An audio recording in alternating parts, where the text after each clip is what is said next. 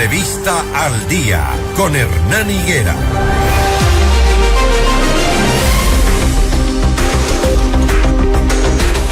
Saludamos a Mauricio Alarcón, director ejecutivo de la Fundación Ciudadanía y Desarrollo. ¿Qué tal, Mauricio? Buenos días, feliz año. Hernán, buen día, un feliz 2025 para ti, para la audiencia de FM Mundo. Gracias. Bueno, empezamos con un año, digamos, políticamente fuerte, con todas las cosas que están pasando, el respeto a la Constitución que se ha puesto en entredicho, si se pide o no se pide licencia. Ahora sabemos que se ha podido pedir por horas, por días, por minutos, por segundos. O sea, en este país un presidente, o sea, cualquier persona puede ser un presidente de la República por horas y por minutos, cuando al presidente titular se le antoje. ¿Esto vulnera el Estado de Derecho?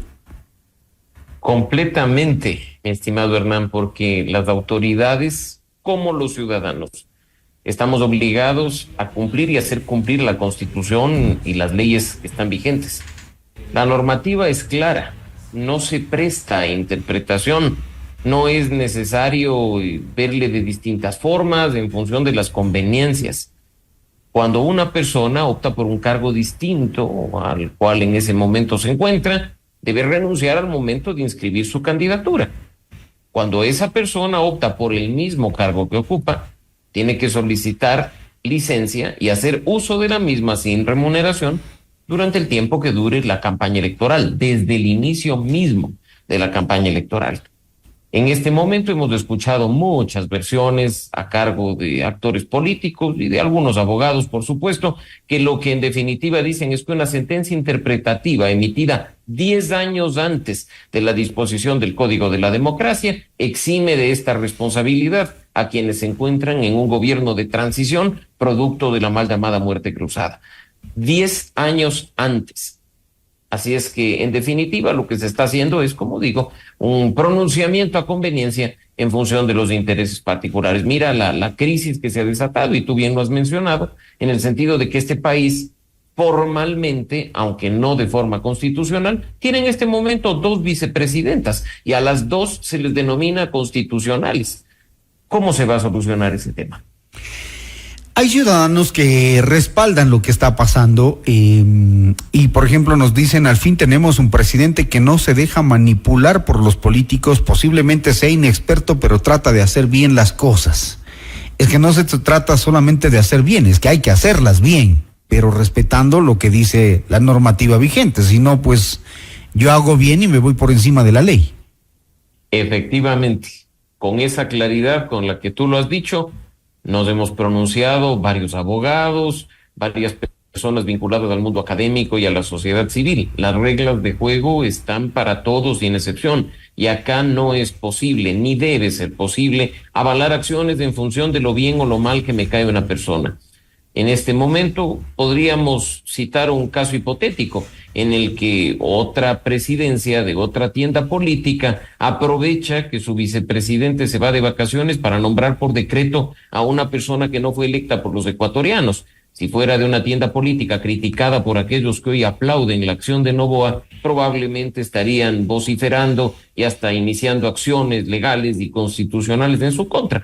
Lo que se ha visto durante estas semanas es un accionar muy conveniente y poco coherente, en función de que lo de hoy nos gusta, o lo que hoy está pasando está en manos de una persona con la que simpatizamos.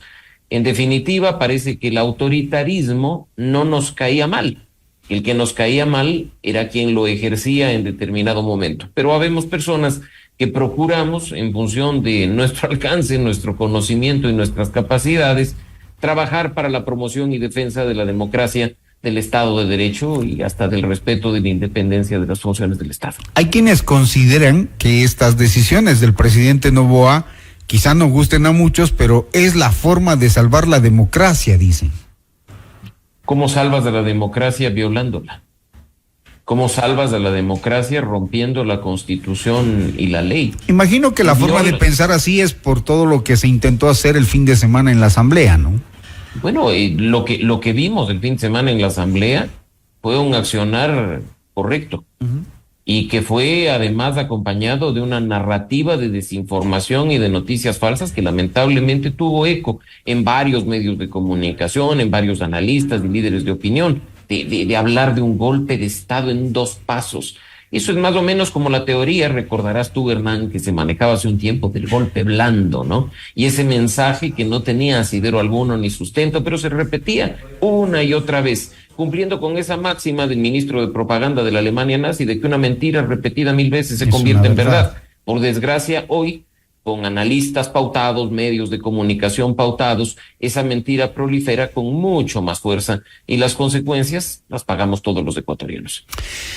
El tema de tener un presidente, digamos, desde una presidenta, desde el jueves hasta las 16:59 del domingo, sienta un precedente.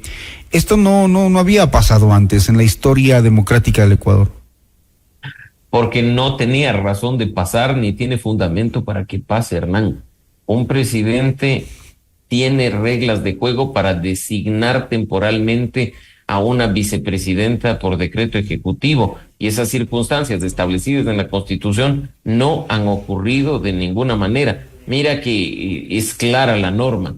No estamos hablando, en primer lugar, de que un ejercicio de vacaciones configure una ausencia temporal. La Corte Constitucional ha avalado incluso lo que dice la propia Constitución, en el sentido de que esta ausencia temporal, que avalaría que el presidente designe de forma temporal a una vicepresidenta, en este caso por decreto ejecutivo, solo ocurre en 3 casos específicos, 3 y no más. Si es que hay una enfermedad, si es que hay circunstancias de fuerza mayor muy bien establecidas y claras, y si hay una licencia otorgada por la Asamblea Nacional, con un detalle no menor, que la ausencia temporal también tiene un plazo máximo de 3 meses, pasado lo cual se considera pues una ausencia definitiva, ¿no? En este momento ninguna de esas causales está vigente, ninguna se ha configurado, mucho menos un abandono del cargo, que tiene que ser, por supuesto, constatado por la Corte Constitucional y declarado por la Asamblea Nacional, por lo que una designación de este tipo podría acarrear consecuencias para la gestión pública, para el gobierno nacional y, por supuesto, para quienes están detrás del decreto ejecutivo. Al menos tras el tibio pronunciamiento del Consejo Nacional Electoral, parece que al presidente le llegó el mensaje de decir, a ver, no voy a poder usar recursos del Estado y entonces voy a hacerlo de jueves al domingo, no me paguen esos días.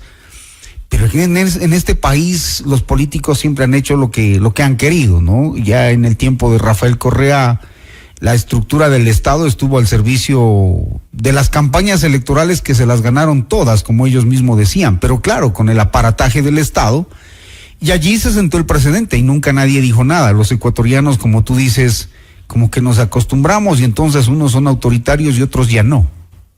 Pero mira, hay un tema importante, Hernán, precisamente por esa mala práctica y por ese mal precedente, es que en 2020 se reforma el Código de la Democracia y se establece este pedido a la Asamblea y uso obligatorio de licencias sin remuneración para quien opta por el mismo cargo desde el inicio de la campaña electoral. Y aún así, si quisiéramos nosotros ver el tema de una forma extrema, aunque en el pasado, cuando solo había la disposición constitucional, esta norma del Código de la Democracia no estaba vigente. En 2013, el mismísimo Rafael Correa, que fue tan criticado por el tema, pidió licencia a la Asamblea Nacional. Esta fue otorgada durante 32 días, si no estoy mal igual, y terminó encargado de la presidencia Lenín Moreno. Rafael Correa salió a hacer campaña, ganó en primera vuelta, y pues ya sabemos cómo continúa la historia.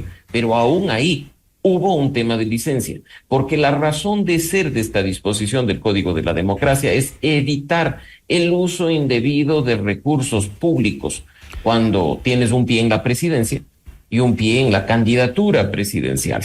En ese sentido, incluso, como ya muchas personas hemos anticipado, no solo podríamos estar frente al cometimiento de infracciones electorales graves y muy graves, sino incluso frente a un posible delito de peculado. Esos son los riesgos que se están jugando, ¿no? Pero aún así, bueno, tenemos ahora 2 vicepresidentas también. Verónica Abad ha decidido silenciarse después de que el presidente por decreto le impuso una nueva vicepresidenta. No sabemos nada de ella hace 2 días. Y en fin, el país parece que va tomando como cierta calma, al menos en ese aspecto. ¿Lo sientes? Bueno, al menos la pugna ha entrado en un periodo de tensa calma, pero ha sido más de un año en que las rencillas personales entre Noboa y Abad han pagado consecuencias caras a costa de los ecuatorianos. No es un tema que ha surgido de la noche a la mañana. La ruptura, como todos sabemos, se produjo durante la campaña electoral, continuó al momento en que accedieron al poder y Noboa la envió a la Embajada de Israel. Y esto ha venido prolongándose y extendiéndose hasta el día de hoy. Una crisis de este tipo debería tener rendición de cuentas, debía ser honesta y, bueno, quien quiera de los dos, hablarle al país con claridad y decirle las razones por las cuales esto se está produciendo.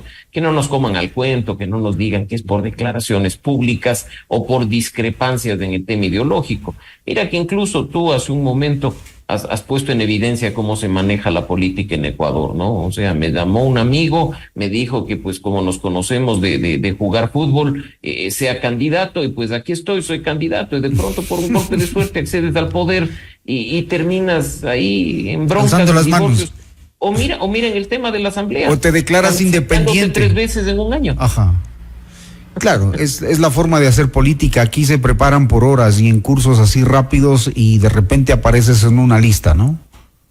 Totalmente, y eso es grave cuando se trata de la Asamblea Nacional, pero es mucho más grave cuando se trata de un binomio presidencial. Mira que la relación, la confianza, la credibilidad de un candidato a la presidencia con un candidato a la vicepresidencia debe ser tan grande, porque lo único que está claramente establecido en nuestra norma suprema es que el vicepresidente o la vicepresidenta reemplazará a quien ocupe la presidencia en caso de que se produzca una falta temporal o una falta definitiva. El resto de atribuciones pasan por un decreto ejecutivo, que si embajada, que si el sector salud, pero la más importante de todas, la sucesión presidencial, demanda un alto grado de confianza, de credibilidad y de conocimiento entre quienes hoy están haciendo campaña y el 9 de febrero se nos presentarán en una papeleta para pedirnos el voto.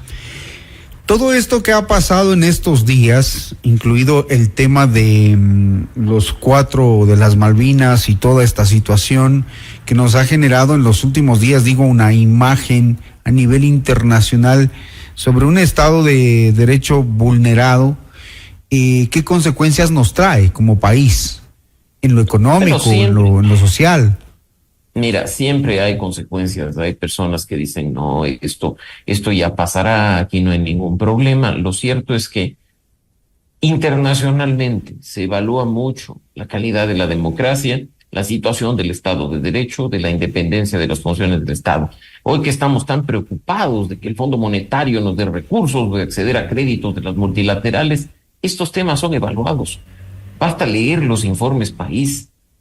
La confianza, incluso para salir afuera a pedir plata, tiene que ser total. Y acciones como estas minan la credibilidad del país, aumentan el riesgo país, aumentan las tasas de interés, y quienes terminamos pagando las consecuencias somos nosotros. Entonces, acá, cuando muchos dicen que el tema constitucional, electoral o del Estado de Derecho les es ajeno y extraño, a la larga termina siendo conectado con el ciudadano común, porque somos nosotros los que pagamos las consecuencias de las pugnas políticas que hoy vivimos. Uh-huh. Y bueno, no faltará después el político que diga, si ya una vez lo hicieron, yo también lo voy a seguir haciendo. Ese es el problema.